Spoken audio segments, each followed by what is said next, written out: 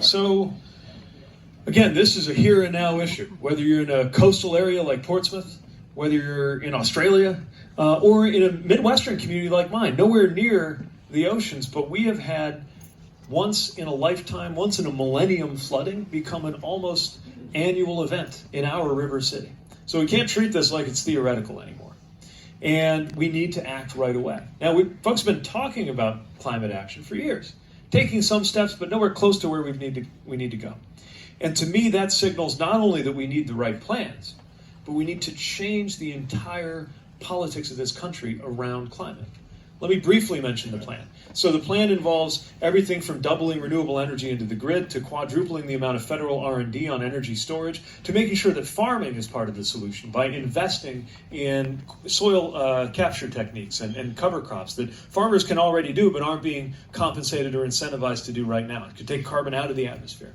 And a number of other steps through transportation into light and then heavy industry so that by 2050 we are a carbon neutral society.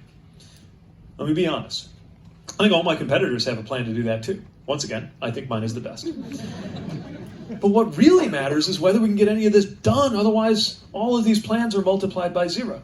And that's why we have to change the way our country thinks about climate. Even more importantly, how our country feels about climate change. I think when a lot of us think about climate right now, we feel mainly guilt and dread, both of which are paralyzing emotions. And it has also led some people to feel like even acknowledging climate science would be a defeat for them.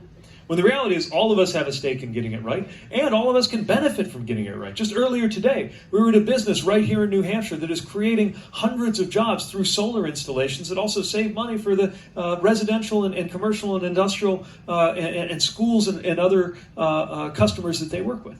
And not all green jobs, by the way, are exotic, somebody rappelling off a windmill somewhere. A lot of green jobs are, union electricians and plumbers and carpenters and insulators and glaziers we're going to need just to do the building retrofits that have to happen. This is a huge economic win.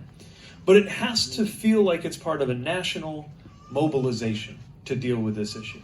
Look, America always does better when we have a national project.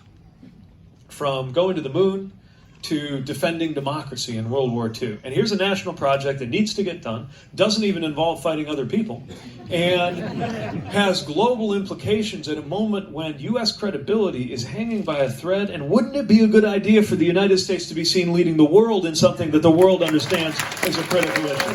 That's how we're going to approach it, and that's how we'll get those policies through.